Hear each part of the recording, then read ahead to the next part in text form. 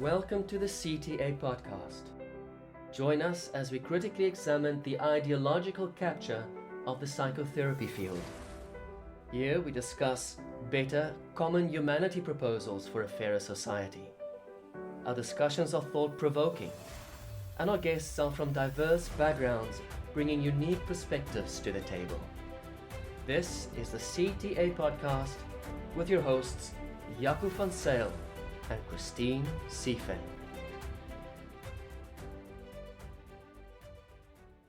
Hi everyone, my name is Val Thomas and I'm a UK-based psychotherapist and writer.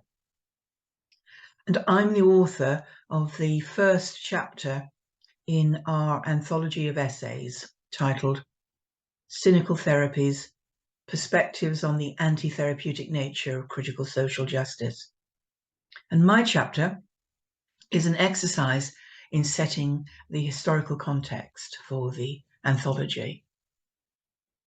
So in this short piece, I'm going to reflect on how I approached this task and to pick up on a couple of important themes running through the piece and also offer some afterthoughts.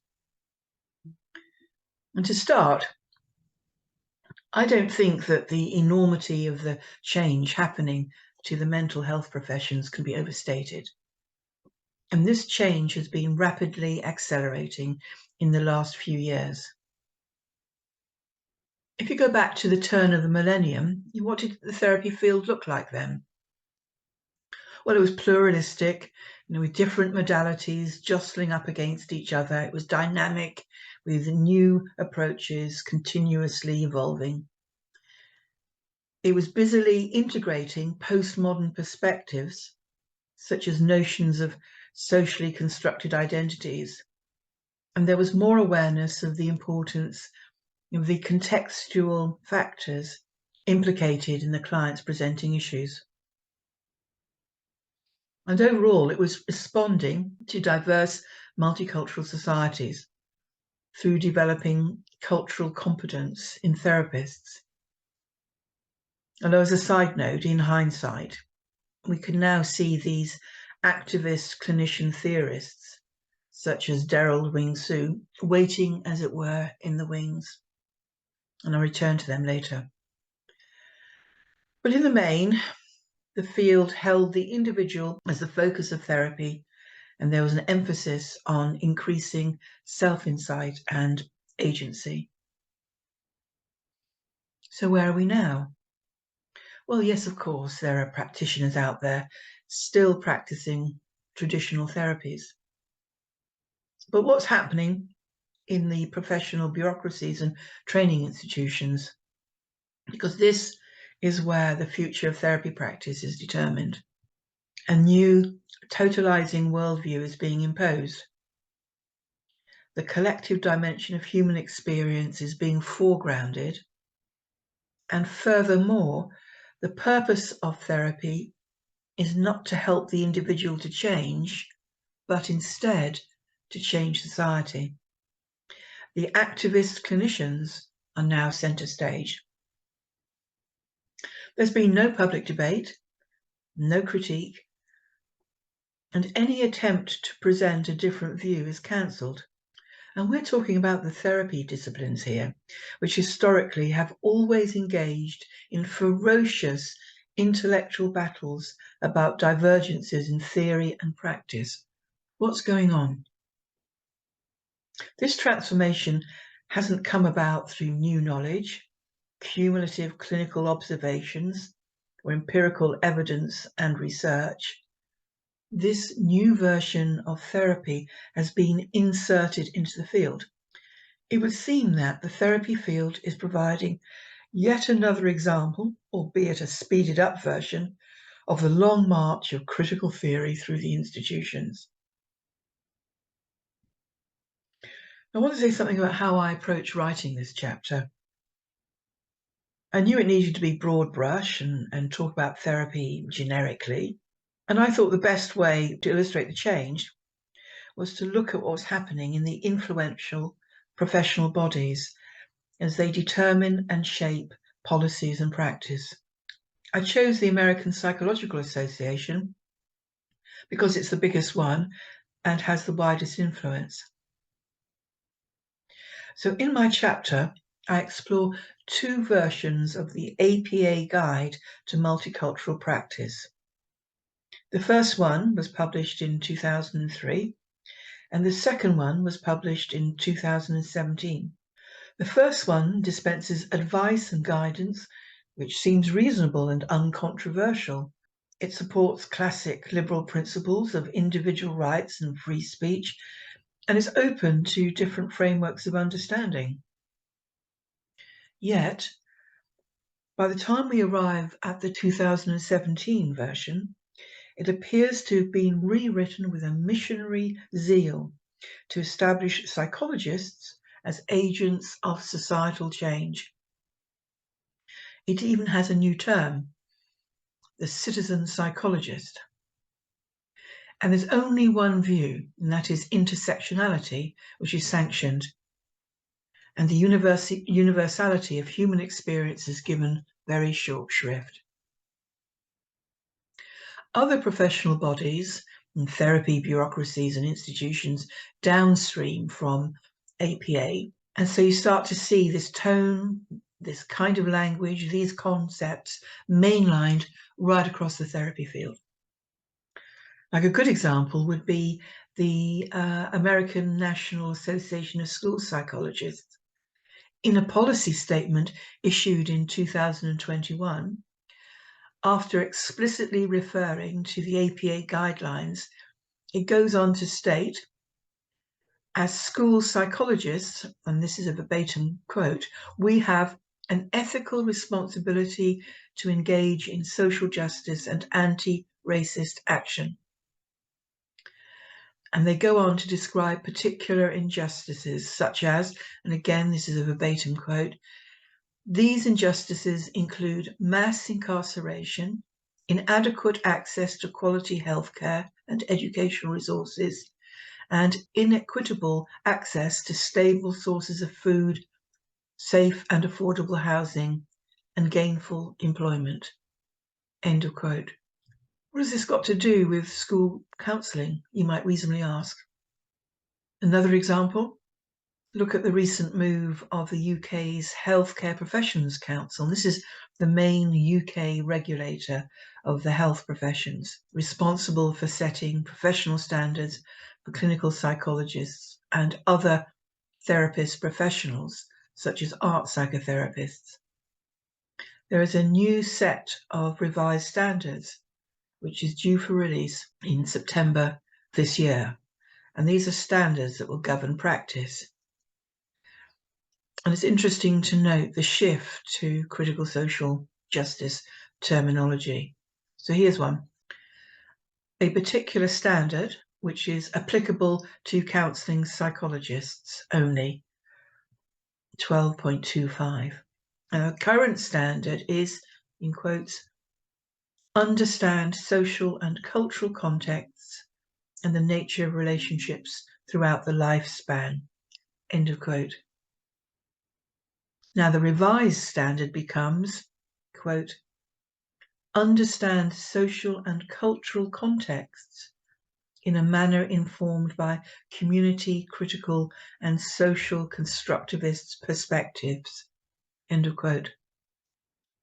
So, will espousing other viewpoints mean that you would contravene the standards and lose your registration? It looks like it. The HCPC, which in the past would have been viewed as a somewhat fusty but necessary establishment institution, now appears in a new guise. It is as if Robespierre's elderly maiden aunt has suddenly been roused from a deep sleep and is now out there in the streets, manning the revolutionary barricades. So how do we explain how therapy has been so easily captured? It was all very well being able to illustrate or describe the process, but how has it happened? And again, due to space limitations, I have zoomed in on the therapy professions themselves. There are obviously other wider complex factors implicated in this process, but I just can't address them here. So I've been particularly struck by how passively counselling and psychotherapy disciplines have been reflecting what is happening in the mainstream. As critical social justice has gained a purchase on other cultural institutions such as education, media, church, art professions, and established itself as the hegemony, it's become much easier to see what tactics have been used. And in this chapter, I explain how 3 main tactics have been applied to therapy. And these consist of rhetorical strategies, infiltrating the institutions, and aggressively shutting down any debate. So I've just alluded to the bureaucratic infiltration, and I don't think I need to say too much here about how easily therapists can be cancelled with a charge of bigotry. But I'd really like to expand a bit on the rhetorical strategies here. I mean, for 2 reasons. Firstly, just how successful they've been, and secondly, because this is a particularly sore point with me. Now, it's particularly important to understand how rhetorical strategies work because they are powerful weapons in the postmodern arsenal used by social justice activists. And I think that therapists schooled in earlier therapy trainings informed by modernity are particularly vulnerable to these tactics because they just don't understand them. So, from a postmodern perspective, language creates our social world. Consequently, the language and terms we use are crucially important. And in order to change society, therefore, we need to change language and the definitions of terms. So in this chapter, I detail the different ways in which activist scholars and activist clinicians have been deploying these rhetorical tactics. One is changing the narrative of therapy, its origins and history, positioning traditional therapy now as the expression of white supremacy. And linked with this is one that has been used to great effect more generally, and that is redefining the term social justice. As James Lindsay and Helen Pluckrose took great pains to spell out, the meaning of social justice has been changed. Contemporary usage of the term social justice is informed by postmodernism and critical theory, and it's a completely different idea to the social justice as understood by the majority inhabiting modern Western liberal democracies, which would be an understanding of equal rights for the individual enshrined in law. And the rhetorical move has been to position this more inclusive social justice as an evolution from an earlier type. Okay, so why would I want to belabor this point? Because I believe that this rhetorical move above all others has helped to switch the tracks of therapy. Now that this new type of social justice has been accepted as an evolution rather than something completely different, it becomes very difficult to dislodge it. It ushers in all the rest of the critical social justice tropes, gender ideology, critical race theory, decolonization of the curricula, etc., etc. And any critical response can then be dismissed as just reactionary. Now, on a personal note, this is a sore point with me because I've witnessed how a whole cohort of senior professionals and academics in counselling and psychotherapy, a cohort who had the authority to make a stand, have just played along with this narrative revision. Now, this is my generation, and I have wondered why it has been collectively so craven. My theory is that this boomer generation is particularly susceptible to the accusation of being called reactionary. We haven't aged well, and we resist the role responsibilities of maturity and authority. But whatever the reason, all I can hope is that experienced senior therapists start to wake up out of this collective trance and respond to an ethical call of duty to the field, or at the very least, stop reading The Guardian. just want to end with some afterthoughts. So, to sum up, critical social justice comes into a domain, captures it, and then harnesses it to its political aim. It subverts it. You can see these features in the therapy story, but of course it's coloured by the peculiar nature of therapy itself. I've attempted to sketch this out, but it needs much, much more thorough investigation and inquiry. This chapter was written in 2021-22. And so do I stand by it? Yes.